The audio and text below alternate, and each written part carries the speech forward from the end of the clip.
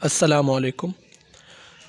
آج کے ہمارے لیکچر کا موضوع مجید امجد کی ایک شاہکار نظم آٹوگراف ہے۔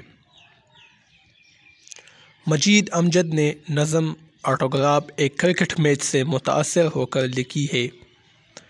یہ وہ میچ ہے جو 1958 عیسوی میں ساہیوال اسٹیڈیم میں اس وقت کھیلا گیا جب فضل محمود کپتان تھا۔ اتفاق سے مجید امجد بھی یہ میچ ملاحظہ کرنے کے لیے اسٹیڈیم میں موجود تھے، تو انہوں نے خلاف توقع ایک عجیب منظر دیکھا کہ نوجوان لڑکیاں کھلاڑیوں سے آٹوگراف لینے کے لیے کتنی بے چین اور بے حیائی کا مظاہرہ کر رہی ہیں۔ شاعر کی زبانی یہ بند ملاحظہ ہو۔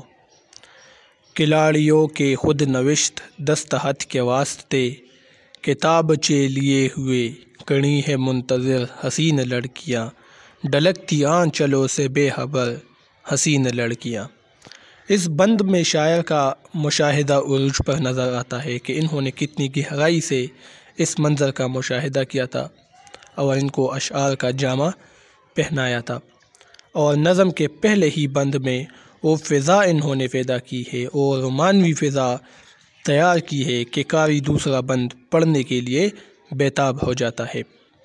مذکورہ بند میں شاعر نے الفاظ کے زیر و بم سے، الفاظ کے اتار چڑھاؤ سے ایک خاص طرح کی نغمگیت اور سر پیدا کیا ہے، اور ساتھ میں پورا منظر اس طرح بیان کیا ہے کہ پڑھنے والے کی آنکھوں میں اس منظر کی ایک خیالی تصویر بن جاتی ہے۔ شاعر لکھتے ہیں کہ محب پاٹکوں کے ڈولتے کواڑ چیخ اٹھے، ابل پڑے الجھتے بازوؤں چٹکتی پسلیوں کے پرہراس قافلے، گرے بڑے مڑے بور ہجوم کے۔ تو اس بند میں شاعر نے وہ منظر دکھایا ہے جب کرکٹ کے شائقین اسٹیڈیم کے مضبوط اور آہنی دروازوں کے کھلنے کے انتظار میں بے چین کھڑے ہوتے ہیں، اور جب دروازہ کھلتا ہے تو سب کرسیوں پر پہلی قطار میں بیٹھنے کے لیے آوازیں نکالتے ہیں، شور مچاتے ہیں۔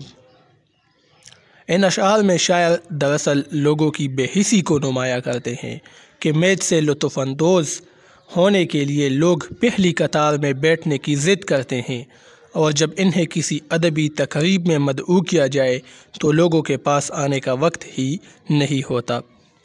اگلے بند میں شاعر کہتے ہیں کہ کڑی ہیں یہ بھی راستے پہ ایک طرف۔ اب حسین لڑکیوں کا ذکر کرتے ہیں کہ کڑی ہیں یہ بھی راستے پہ ایک طرف، بیاض آرزو بکف نظر نظر میں نارسا، پرستشوں کی داستانیں لرز رہا ہے دم بدم، کمانے آبرو کا ہم۔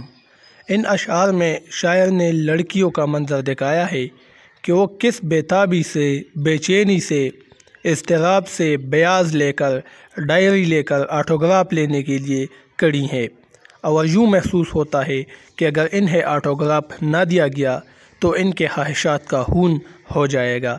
ان اشعار میں شاعر نے ان نوجوان عورتوں کو طنز کا نشانہ بنایا ہے جو سر تسلیم خم کیے، سر جھکائے ہوئے کھلاڑیوں سے آٹوگراف کی بھیک مانگ رہی ہے، اس شخص سے بھیک مانگ رہی ہے کہ جنہیں آٹوگراف کا لفظی مطلب بھی نہیں آتا۔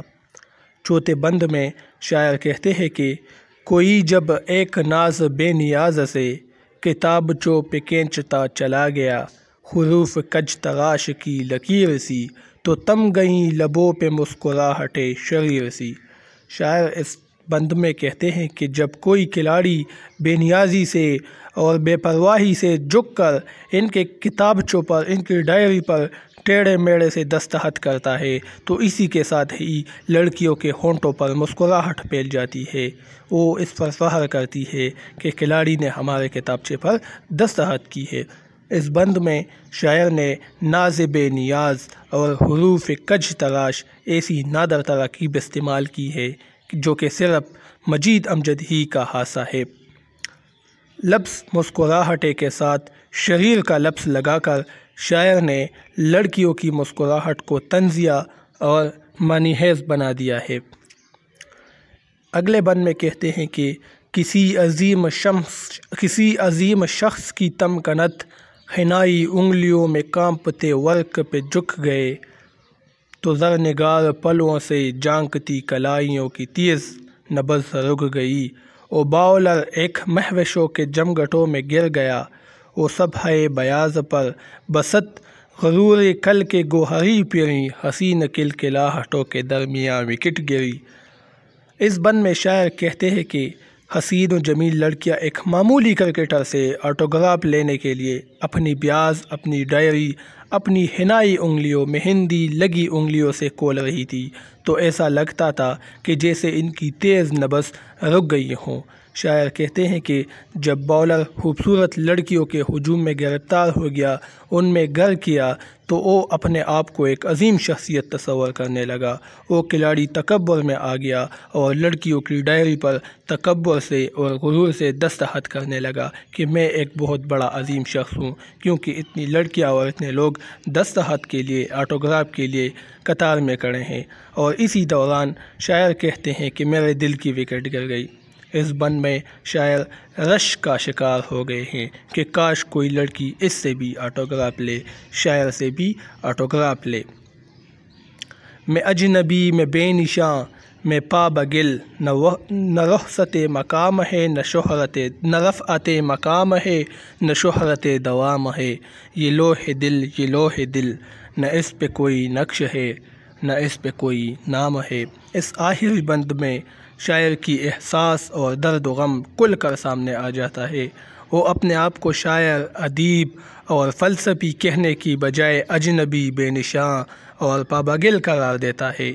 وہ بحیثیت ایک شاعر بہت مقبول تھا، لیکن جب میچ کے دوران اس کی بجائے ایک معمولی کھلاڑی کو اہمیت دی گئی، ان سے آٹوگراف لینے کی کوشش کی گئی، تو اس کو رشک آ گیا، کیونکہ میں جیسا شاعر، مجھ جیسا مقبول شخص اس سے کوئی آٹوگراف نہیں لیتا، بلکہ اس جیسے جاہل لوگوں سے، جن کو آٹوگراف کا لفظی مطلب بھی نہیں آتا، اسے عورتیں آٹوگراف لیتی ہے۔ یہ پوری نظم دراصل ایک رومانوی اور طنزیہ نظم ہے۔ شاعر دراصل یہ کہنا چاہتے ہیں کہ علم دوست لوگوں کی اس معاشرے میں کوئی اہمیت نہیں، جبکہ ایک ان پڑھ اور جاہل سے آٹوگراف لینے کے لیے کتنی دکم پیل ہوتی ہے۔ یہ نظم مفاعل کے وزن پر ہے۔ جنہوں نے علم عروض پڑھا ہو ان کو پتہ ہے کہ مفاعل کسے کہتے ہیں۔ 7 بندوں پر یہ نظم مشتمل ہے۔ موسیقیت بھی ہے اس میں، غنائیت بھی ہے، ترنم، آہنگ بھی اس پہ موجود ہے، اور خوبصورت تراکیب کا استعمال بھی اس نظم میں ہوا ہے۔ تو آج کے لیے اتنا ہی کافی ہے۔ اب مجھے اجازت دیجیے۔ اللہ حافظ۔